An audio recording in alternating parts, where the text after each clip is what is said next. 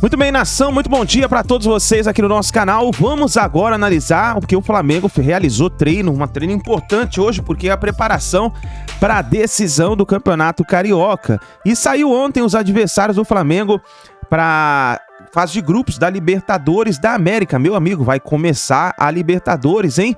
E o Flamengo, os comentaristas analisaram o grupo do Flamengo e nós vamos aqui reagir também no nosso canal. Por isso já chega deixando seu like é muito importante, porque apoia o trabalho aqui do nosso canal. E se você não é inscrito, vai rapidinho, aperta o botão vermelho e se inscreva para você receber sempre todas as notícias do Flamengo, tá bom? Cresce desse vídeo o canal ESPN Brasil, link na descrição do vídeo. Vamos então aqui analisar e reagir às notícias do Flamengo. E começando pelo Flamengo, até porque tem essa curiosidade, né? O torcedor do Flamengo gosta de dizer que o sorteio da Libertadores é contra ele, né? Tem aquelas piadas na internet, né? Porque o Palmeiras sempre cai no grupo fraco e o Flamengo no grupo forte. Já vazou aqui, o Palmeiras vai pegar Bambala, Arimateia e Cruzeiro de Pendotiba. E o Flamengo vai pegar Real Madrid, Manchester City e Bayern de Munique, né? Não foi isso não, né? Não tem nem Real Madrid, nem Bayern de Munique, nem Manchester City nesse grupo aí. Tem o Racing, que é um clube argentino que até já eliminou o Flamengo, né, em Libertadores, mas dificilmente repetiria a proeza, né? Eu acho que Racing, talvez ano passado, no percurso de ano, era o time mais consistente de Argentina, né? Fernando Gago fazendo um trabalho interessante, mas perdeu o jogador especial, Alcaraz, que foi para Southampton, na Inglaterra, que era aquela meio campista da chegada, difícil defender contra ele, né? Porque ele tem o movimento, o tempo da chegada na grande área. E sem ele, o que eu vi este ano é meio ordinário, meio comum. Mas não subestimo o brilho, né, de um time argentino, mas eu acho Racing melhor no ano passado. Eu tenho esperança zero de Nublense.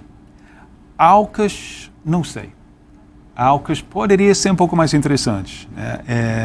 O técnico, grande competência, César Farias, o venezuelano, deu grandes problemas para a seleção brasileira quando ele era técnico da seleção de Venezuela. Chegou 4º lugar na Copa América 2011. Obviamente tem investimentos lá, porque tem um conjunto de jogadores, alguns com experiência, outros... Tem um cara que estou doido para ver. Quando o Equador ganhou o Sul-Americano Sub-20 em 19, e foi terceiro no Mundial Sub-20, tinha um tipo camisa 10, canhoto, pequenininho, Rezabala, Jordan Rezabala.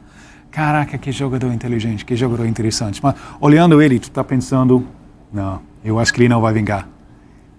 Porque camisa 10 é difícil achar espaço no campo, né? Então ele foi para o México, não deu certo. Vários daquela safra foram promovidos para a seleção principal, ele não, né? Aqueles foi promovidos são aquele biotipo muito forte que o futebol equatoriano tem hoje em dia, especialmente com os jogadores afrodescendentes. Ele é outra coisa, ele é franzino, mas ele é talentoso. Então estou doido para ver ele. E alguns dos veteranos é doido para ver o que César Farias vai fazer, porque ele sabe amar uma defesa. E para jogar contra os brasileiros nesta Libertadores, o adversário vai ter que saber jogar na defesa. Bom, mas o grupo é considerado fácil por todo mundo, inclusive pelo Flamengo. Tem um trecho de entrevista que a gente vai mostrar que é raro de ouvir, não só de dirigentes do Flamengo, de dirigentes de uma forma geral. Olha só o que diz o Marcos Braz. Sim, mas eu acho que dentro do que saiu, eu acho que o grupo não é ruim. O único fato que dá desconforto aí é como a gente vai ter que sair entre as duas finais do estadual. A gente vai ter que ir no Equador. E aí é um jogo que sempre na altitude, 6 horas de viagem. Enfim, mas eu acho que o Flamengo não pode reclamar. E impressionante como nesses últimos 4 anos, aí pelo menos essas últimas 4 Libertadores como a gente jogou no Equador. A gente caía em fase de grupo, depois ia pro sorteio, caía no sorteio, no mata-mata, enfim.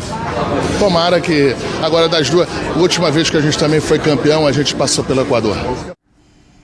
É uma frase que raramente a gente ouve, né? O Flamengo não pode reclamar. Teoricamente não poderia reclamar de nada, né? Porque é sorteio. Você não pode reclamar do sorteio, mas reclamar da sorte. O clube brasileiro reclama. Mas, claro, estou brincando, não é isso que o Marcos Braz quis dizer. Ele quis dizer o seguinte, não é um grupo que vai dar pra gente, teoricamente, um trabalho muito grande, a não ser o trabalho logístico de ir para o Equador. E justamente entre os 2 jogos da final do estadual, né?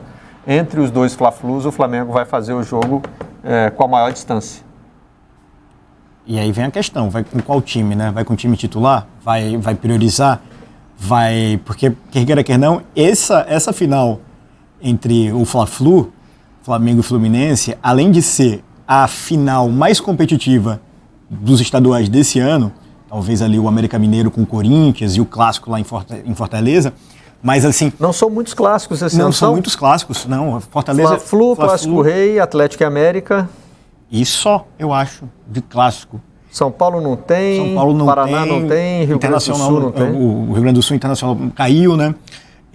Então, esse... Goiás vai ter Goiás e Atlético. Goiás e Atlético. Se a gente começa a expandir pelo Brasil, vai achar mais clássicos regionais, né? Mas assim, confrontos pesados também, entre 2 claro, times de Série A. Claro, dos times de Série A, isso. Mas, pensando nesse momento dos 2 times, é muito mais do que uma final de estadual, né? A gente sabe que o trabalho de Vitor Pereira ele vai ser validado dentro ainda do espírito do flamenguista, que quer ver esse time não apenas ganhando, mas jogando muito bem a partir do rendimento dessa partida. E, ao mesmo tempo, você tem um Fluminense completamente mordido, jogando talvez o melhor futebol do Brasil hoje, num confronto absolutamente parelho, em que não dá para elencar quem é um favorito ou outro. Então, nessa circunstância, talvez o primeiro jogo, na altitude, levar a molecada, seja uma opção a depender do resultado de sábado. Mas o levar seria deixar a galera aqui? Não necessariamente. Pensando? Não necessariamente. Porque o que incomoda parece que mais é a viagem do que necessariamente o jogar na altitude, né? É uma viagem sem de dúvida. 6 horas, como disse aí o Marcos Braz, né? São 6 horas de voo. E aí você, ao chegar lá, vai treinar em condições atmosféricas diferentes. É uma semana difícil. É uma sempre, semana né? difícil. Uma semana que tem um jogo do Equador no meio. Eu quero ver como é que vai ser esse planejamento. Tenho muita curiosidade. Porque talvez não levar todas as estrelas, levar uma parte delas, só que ao mesmo tempo aí vem aquela circunstância, mas é a Libertadores, é o torneio mais relevante do ano. Enfim, é curioso aí como é que o Flamengo vai conseguir trabalhar essa lógica. O Fluminense também viaja, né? Mas viaja menos, em distância menor, e não joga na altitude. Então, é uma circunstância desfavorável para o Flamengo nesse. E vocês acham que esse aí está em condições de fazer muitas escolhas no momento? Não? Tipo, vou botar o reserva para jogar. Eu acho que ele está num momento, estamos falando evidentemente do Vitor Pereira, que está aí na imagem, né? Eu acho que ele está no momento de botar os titulares para jogar todos os jogos e tratar tudo como decisão. É isso. É impressionante como tem pouco tempo para fazer essas decisões, né? Essa coisa de ter o sorteio só uma semana antes dos jogos complica muito. Eu acho que teria sido melhor. Obviamente, o sorteio ia ser semana passada, né? Foi colocado por trás para receber os jogadores da Argentina e tal. Mas mesmo você tem muito pouco tempo para tomar decisões importantes. Você já tem que começar a cuidar da logística da semana que vem. Né? E quem também se ferra nessa é o jogador, né? O torcedor, né? O torcedor que queria se planejar para fazer essa viagem internacional, para acompanhar o seu time, ele não consegue. Ele vai pegar passagens caríssimas e não vai conseguir levar seu amor no torneio mais relevante do ano, né? É complicado essa organização. Economiza o amor, né? Economiza o amor mais para frente. Economiza, deixa um pouquinho mais para frente. Mas é que tem uns viciadinhos que a gente sabe que não gostam de fazer essa economia, não. Deixa o amor para aqueles momentos mais impactantes, né? Não tem como em não escalar o time principal. Agora, primeiro jogo da Libertadores lá, eu acho que o Flamengo tem elenco para poupar alguns jogadores e jogar de igual por igual e tentar vencer o Alcas, mesmo sendo em Quito. Estou imaginando isso, um time principal contra o Fluminense, aí dependendo do físico, de como tiver o pessoal, vai fazer um misto ali, colocar outros jogadores nessa estreia. Porque a recuperação da Libertadores você tem outros jogos, né? A partida de final contra o Fluminense, se você jogar muito mal e abrir mão hoje de alguma coisa, você pode não conseguir tirar a diferença no outro jogo. É o recorte mais curto. Libertadores, você tem a fase de grupos inteira. Pontuar é importante, principalmente fora de casa. Então, mas o Flamengo não tem time, elenco mesmo assim para Tem elenco. Para jogar, tem pontuar, elenco. Jogar bem, mesmo com tem algumas elenco. reservas? Elenco tem. Time não. Elenco tem. Não. Time não tem. Como o time não tem? O time tá jogando? Então, isso que a Natália está falando, eu concordo com ela em relação assim, se o nível de trabalho estivesse em um outro estágio, eu acho que você tem um tipo de segurança. Exato. Como ele está em um estágio que o Vitor Pereira está pensando agora sim com a cabeça dele, para errar e acertar, com o que ele acredita num time de futebol, eu acho que ele está aperfeiçoando isso ainda. Eu não sei se é um momento que o Vitor Pereira pode colocar contra o Fluminense uma equipe chamada principal e contra o Alcas uma equipe muito modificada. Eu não sei até que nível... Isso? Não, o Flamengo tem elenco para isso, tem grupo para isso. Tá. Se trocar 5, 6 jogadores, pode ganhar do Alcas fora de casa. Tem condição para ganhar. A dúvida que eu tenho é se o nível do trabalho hoje permite que o Vitor Pereira mexa muito no time de sábado para terça ou para quarta. Tá, mas, aí eu tenho dúvida. Mas hoje tem como um time fisicamente não correr riscos, ainda mais com a viagem que é longa até Quito, são mais de 6 horas e tal, jogo com um desgaste emocional e físico contra o Fluminense, que sempre é, ainda mais numa decisão. Você acha que é possível repetir o mesmo time, jogar com um time só esses 3 jogos, Breler? Não, E o Flamengo, com o elenco que tem, precisa disso? Não, é difícil pelo desgaste e também pelo estágio de alguns jogadores do Flamengo. A gente sabe que no elenco há atletas que não estão com 100% de sua condição física. Aí estou falando de Arrascaeta, de Gerson, que também precisa ter uma intensidade maior e tem sofrido nessa volta. Então, há essa equação difícil para se equilibrar. Uma decisão de estadual que vai exigir uma intensidade alta do Flamengo. O Fluminense é um time que joga, um time que exige muito no aspecto de recomposição. Então, Físico também, né? Exato. Por tudo isso, vai ser difícil o Vitor Pereira contar com os 11. Rodrigo Caio, por exemplo, que tem voltado ao time, a conta-gotas ainda. Não tem condição de emendar 3 jogos em sequência. E por mais que até ele precise de uma sequência, mas não se pode correr o risco de perder um Rodrigo Caio por causa de uma estreia em Libertadores contra o Alcas e sabendo que o Flamengo é favorito mesmo jogando fora de casa, mas tem esse foco dividido. Então, por tudo isso, eu acredito que o Vitor Pereira deve mesclar, mas com muito cuidado, sendo cirúrgico. Mesclar na Libertadores, no primeiro jogo. Na Libertadores, mas com muito cuidado, muita prudência, analisando de fato quem não consegue jogar, quem não tem condição física para os 90 minutos, e equilibrando essa balança, acredito que seja o melhor caminho, mas não é algo fácil para o treinador. O Vitor Pereira tem encarado nesse início de temporada muitas provas de fogo, e esse Fla-Flu é mais uma delas. Ele sabe que a permanência dele, ou pelo menos uma tranquilidade de trabalho, passa por vencer o Fluminense e por se sagrar campeão carioca. O estadual ganhou uma proporção para o Flamengo que há muito tempo não tinha. É claro que o Flamengo no ano passado lutava por um tetracampeonato inédito, mas ainda assim, agora, pelas perspectivas da temporada, os títulos que já perdeu, o Carioca ganhou uma proporção maior e por tudo isso, acredito que o planejamento do Vitor Pereira deve passar por poupar alguns jogadores nessa estreia da Libertadores. A gente pode analisar, vamos lembrar, vamos pensar aqui, o Everton Ribeiro não tem sido titular. Se ele mantiver o esquema, o time que tem jogado lá, 3 zagueiros, vamos dizer, vai jogar com o Fluminense, provavelmente com o Everton Ribeiro na reserva. Pode entrar durante o jogo.